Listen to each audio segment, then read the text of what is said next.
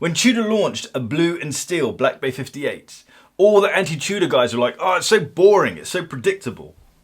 And when Rolex launches a new watch, all the anti-Rolex guys are like, oh, it's pointless liking it. You're just going to be waitlisted, you're not going to be able to get it. And the way that Rolex treats its customers is terrible.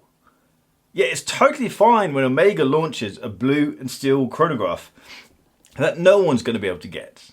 And that when it hits the grey market, it's going to be selling at a massive premium. Let's talk about the new Speedmaster. Oh, it's 6 PM on October the 5th, 2020. That new Speedmaster. There's no doubt next week there's going to be something else.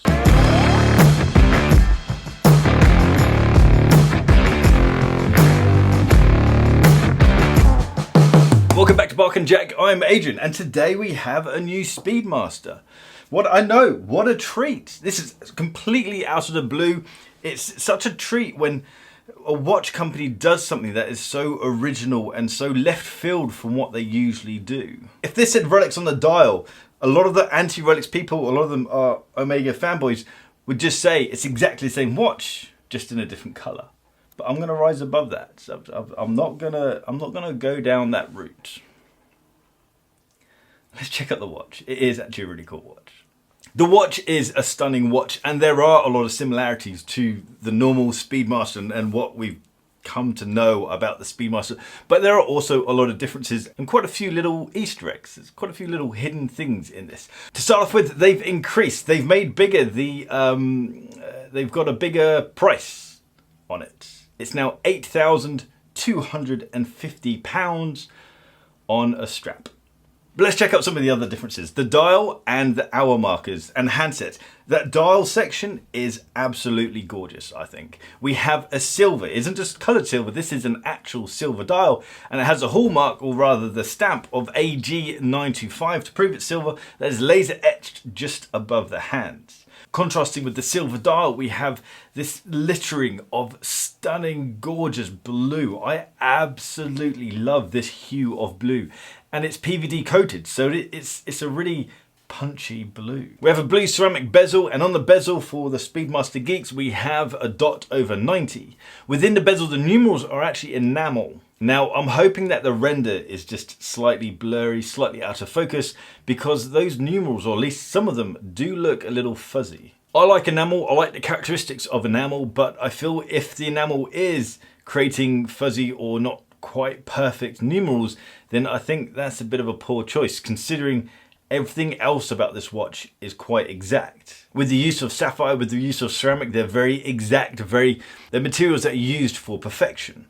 With the use of laser etching and PVD coating, those processes are used for their exactness, their perfection as well. So if this enamel is creating slightly blurred numerals, then I kind of feel like that's a bit of a mismatch. Just as we'd expect, we have Snoopy in the running seconds over at 9 o'clock in that sub dial, and that is based on the NASA Snoopy pin. The front of this watch is cool, but we need to flip it over to see the really cool or gimmicky part. First of all, the graphics on the back are absolutely brilliant. The detail that it looks like has been printed really does look very, very good. And I like the depth that has been created because of what I'm going to show you, the animation. You've probably seen the animation already.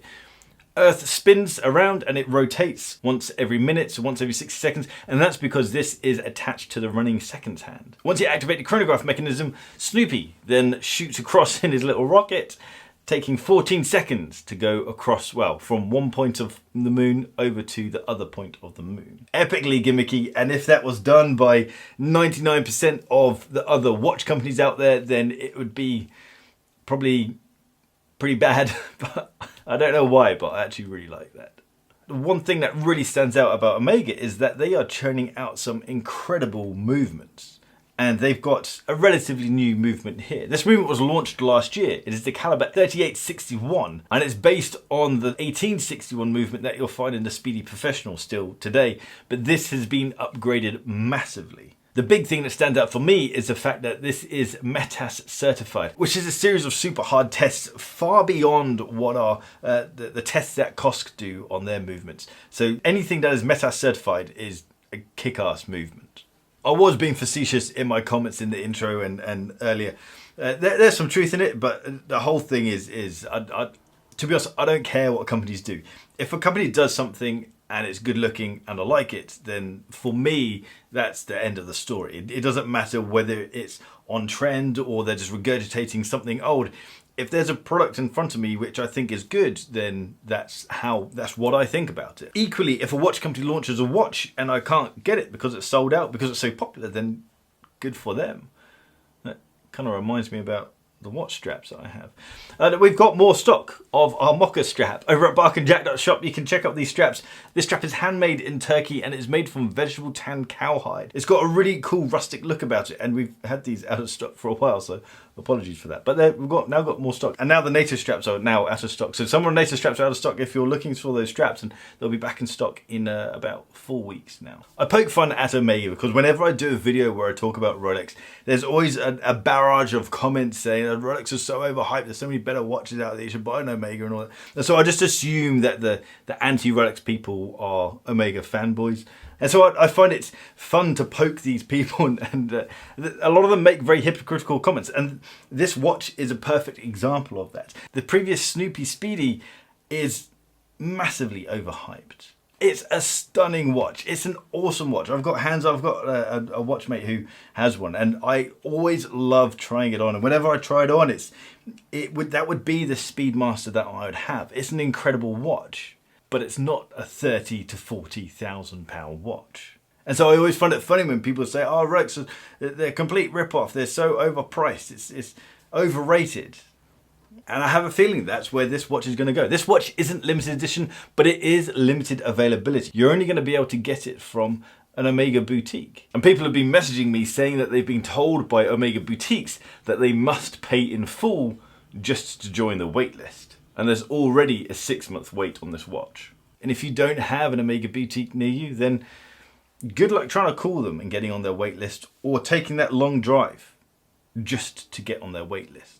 And so when people complain about the customer service or the customer journey, the customer experience around buying a Rolex, Omega's doing exactly the same process with this watch here. So it isn't limited to watch companies, it's limited to highly hyped up watches. It just happens that Rolex has a lot of hyped up watches.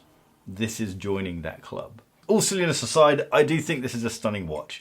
With that dial, that silver dial, with those really deep, really punchy blue details on it as well, I think that is a winning combination. So I really hope that I get hands on with this thing at some point.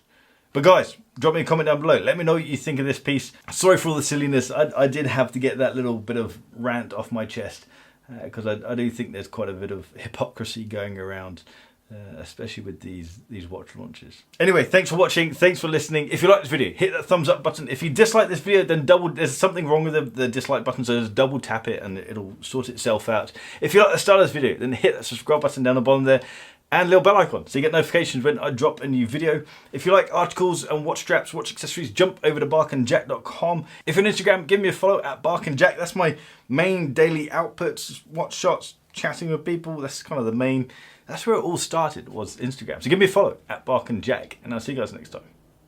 Take care.